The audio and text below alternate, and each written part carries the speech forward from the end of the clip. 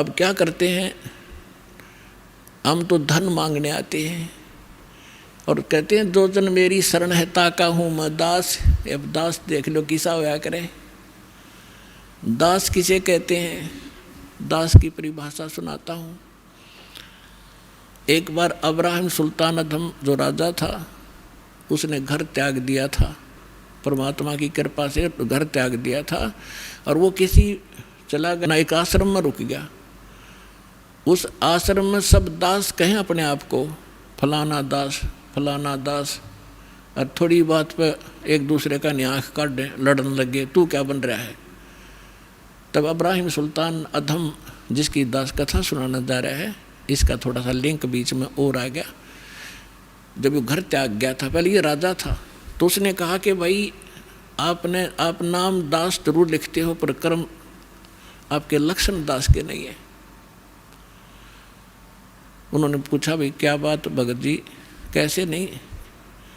उन्हें पता था कि राजा था और ऐसे राज त्याग करा है। तो उसने कहा कि जब मैं राजा था हम गुलाम लाते थे, गुलाम दास, तो मैंने क्योंकि धार्मिकता मेरे अंदर थी, मैं गुलामों का ध्यान बहुत रखता था, कोई इसको कष्ट ना हो। तो मैंने उससे पूछा कि भी गुलाम आदमी पहले मनुष्यों को मोल लिया करते, गुलाम जैसे आजकल पशुओं को लाते हैं।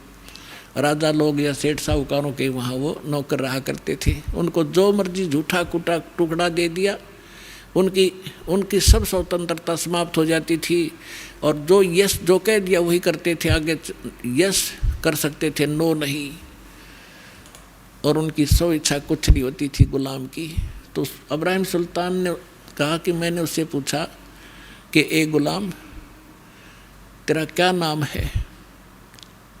उसने कहा कि दास को जिस नाम से पुकारोगे गुलाम का वही नाम होगा, हमारा कोई नाम नहीं होता, कोई बुंडा सुंडा गुंडा कुछ भी कहना हाजिर खड़ा पाऊंगा।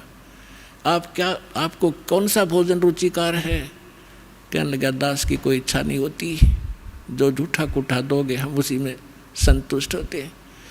तो पुण्यात्माओं कहने का भाव ये है कि वो दास और अपने मालिक के सामने जो आज्ञा होते ही सब कुछ लिए खड़ा रहता है उसको दास कहते हैं। तो कबीर साहब कहते हैं कि जो जन मेरी शरण है और ताका हूँ मैं दास,